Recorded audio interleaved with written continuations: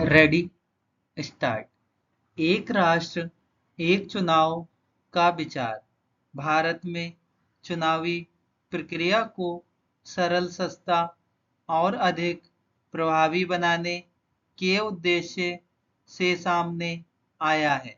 वर्तमान समय में देश में अलग अलग स्तरों पर चुनाव होते रहते हैं, जैसे लोकसभा, विधानसभा, नगर निगम और पंचायत चुनाव।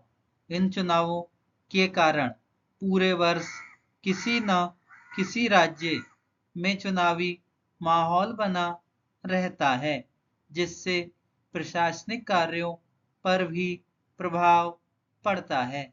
इसी समस्या को ध्यान में रखते हुए एक राष्ट्र एक चुनाव की अवधारणा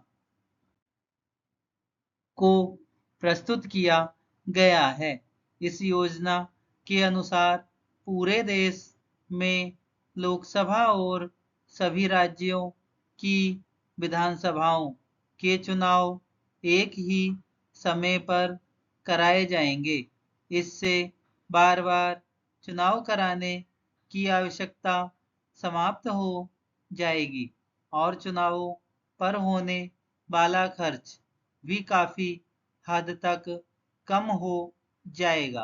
वर्तमान में चुनावों पर करोड़ों रुपए खर्च होते हैं, जिसमें सुरक्षा व्यवस्था, कर्मचारियों की नियुक्ति, मतदान केंद्रों की व्यवस्था और अन्य संसाधनों पर खर्च शामिल होता है।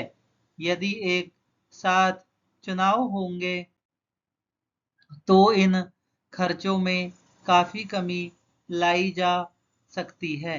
एक राष्ट्र एक चुनाव का एक बड़ा लाभ यह भी है कि इससे प्रशासनिक कामकाज बाधित नहीं होगा।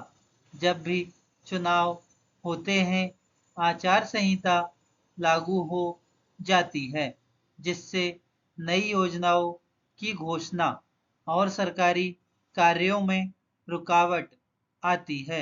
यदि चुनाव एक साथ होंगे तो बार बार आचार संहिता लागू नहीं होगी और विकास कार्यों में निरंतरता बनी रहेगी।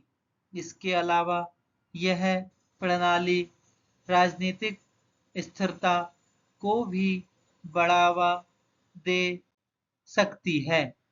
बार बार चुनाव होने से राजनीतिक दल हमेशा चुनावी मोड में रहते हैं और दीर्घकालिक नीतियों पर ध्यान कम देते हैं। लेकिन यदि चुनाव एक साथ होंगे तो सरकारों को पूरे कार्यकाल के दौरान नीतियों को लागू करने और विकास कार्यों पर ध्यान देने का पर्याप्त समय मिलेगा। हालांकि इस विचार के कुछ विरोध भी हैं।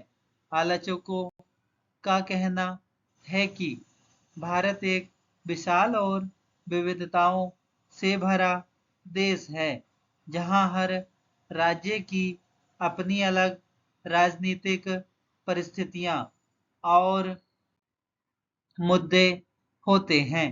यदि सभी चुनाव एक साथ होंगे तो राष्ट्रीय मुद्दे स्थानीय मुद्दों पर हावी हो सकते हैं, जिससे क्षेत्रीय समस्याओं को उचित महत्व नहीं मिल पाएगा। इसके अलावा यदि किसी राज्य की सरकार समय से पहले गिर जाती है तो उस स्थिति में क्या किया जाएगा, यह भी एक महत्वपूर्ण प्रश्न है।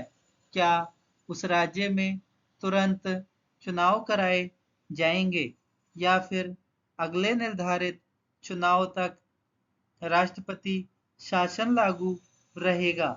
इस प्रकार की कई संवैधानिक और व्यावहारिक चुनौतियां इस योजना के सामने मौजूद हैं। धन्यवाद।